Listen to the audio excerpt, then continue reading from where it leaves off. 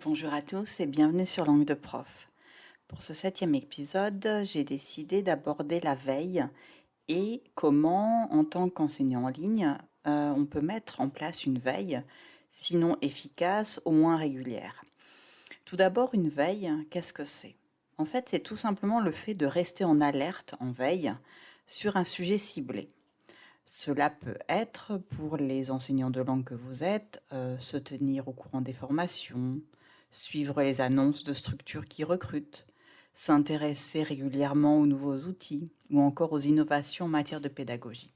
Personnellement, j'ai identifié 4 types de veille qui pourraient vous être utiles, mais il en existe bien évidemment bien d'autres. Ces 4 types sont la veille pédagogique, la veille technologique, la veille professionnelle et enfin la veille concurrentielle. Ces 4 types vont nous aider ou vous aider à progresser, trouver de nouvelles opportunités et aussi à rester dans la course, si je peux me permettre cette expression.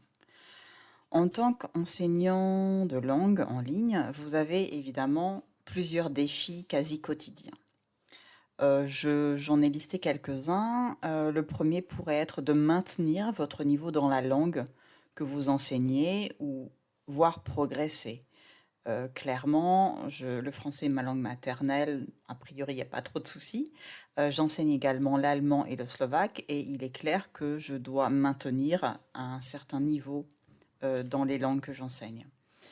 Le deuxième défi pourrait être, d'être en mesure justement de proposer des cours de qualité en vous appuyant sur des ressources fiables et en utilisant des outils performants.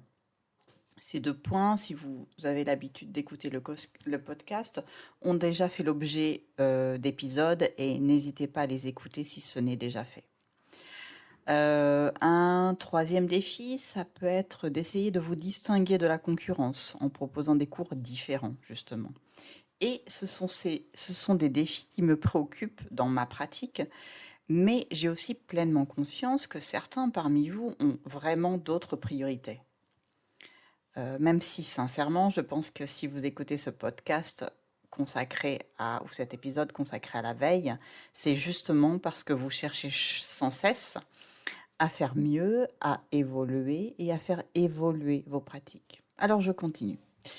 Clairement, je ne suis pas une professionnelle de la veille et j'avoue que certains outils m'échappent à peu près totalement. Spontanément, je me suis tournée vers ChatGPT pour rédiger cet épisode et pour voir ce que lui pouvait proposer. Mais avant de vous parler de mon expérience, je souhaitais parler de ma principale source d'information en matière de veille pédagogique et technologique. Et en fait, il s'agit de LinkedIn. L'intérêt de ce réseau professionnel est que vous êtes informé des innovations et que le poste vous donne un avis objectif ou subjectif, c'est selon, et à vous de voir si l'innovation dont il est question peut vous intéresser ou non.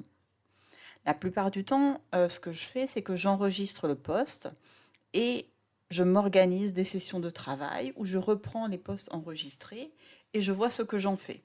Est-ce que je peux en faire une utilisation immédiate? Par exemple, tester tester une plateforme ou bien une extension sur Google Chrome. Et je procède exactement de la même manière sur Facebook avec les posts qui me semblent intéressants. Pour ce qui est de la veille professionnelle et concurrentielle, celle-ci est vraiment plus aléatoire. Je peux par exemple consulter des profils sur LinkedIn, toujours, et détailler l'offre de l'enseignant concernant ses tarifs, les cours spécifiques qui sont proposés, les modalités d'inscription, les moyens de paiement proposés aussi. Et il peut également m'arriver de chercher directement des sites internet d'enseignants de langue. Parfois, je limite au pays où je réside, à savoir la Slovaquie, ou encore j'élargis aux écoles de langue, et ainsi j'ai une bonne idée de ce qui se pratique dans mon pays d'adoption. Ensuite, tout dépend bien évidemment de votre public et des clients recherchés. Avec le temps, je me suis intéressée aux statistiques de ma clientèle ou de mes clients et le profil est vraiment très très net. On parle de clients cibles. Et pour moi, le client cible, c'est une femme slovaque, lycéenne, qui réside en Slovaquie, tout simplement. Mais je rappelle que j'enseigne également l'allemand et le slovaque. Et, et mes statistiques sont évidemment un peu différentes. Je me suis un peu embrouillée là et je m'en excuse. Mais comme je ne l'ai jamais précisé, je fais des one-shots, c'est-à-dire que j'ai décidé d'enregistrer en une seule fois les podcasts, les épisodes, pour diverses raisons. Donc, c'est tout à fait naturel et il peut m'arriver de m'embrouiller, je m'en excuse. Mais je continue et je reprends le fil de ma pensée. Et je reviens à ChatGPT. J'ai rédigé un prompt, tout ce qu'il y a de plus basique, et je l'avais sous les yeux. Et est-ce que je vais le retrouver? Est-ce que je vais... Oui, je vais le retrouver. Voici le prompt. Le prompt est ici. Vous êtes ingénieur pédagogique en langue. Quels sont les outils pour assurer une veille pédagogique, technologique, professionnelle et concurrentielle? Un prompt très clair, très simple et vous pourrez tester. Le résultat est sans grande surprise, une réponse construite, détaillée, exhaustive et je vous laisse la lire si cela vous intéresse. Comme je l'ai déjà mentionné dans un précédent épisode, le mieux est l'ennemi du bien. Et voici les conseils que je pourrais vous donner en matière de veille. Et ces conseils sont bien évidemment basés sur ma pratique. Le premier conseil, ce sera le temps passé à la veille. J'entends par là le fait de rassembler les informations, de les stocker, éventuellement les enregistrer et voir l'utilité que vous en faites. Et en fait, ce temps passé doit rester vraiment limité, car il est très très très facile de se perdre dans le flux d'informations, et donc il est important de se limiter et de limiter ce temps consacré à la veille. En deuxième point, le conseil serait que le résultat de votre veille n'est rien, je précise, je répète, à rien, si vous n'en faites rien. Clairement, la veille doit vous servir à avancer, à vous améliorer, à gagner du temps et, de manière induite, de l'argent. Le troisième conseil serait que la veille doit rester un plaisir, comme beaucoup de choses. J'y reviendrai très certainement d'ailleurs. La veille doit rester un plaisir.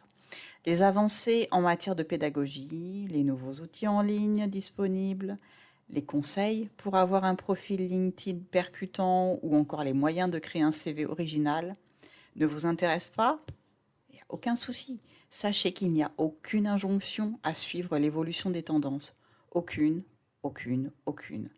Vous avez décidé de ne faire aucune veille, de continuer dans ce que vous faites. Vous pensez que vous le faites bien, continuez, ne vous arrêtez pas.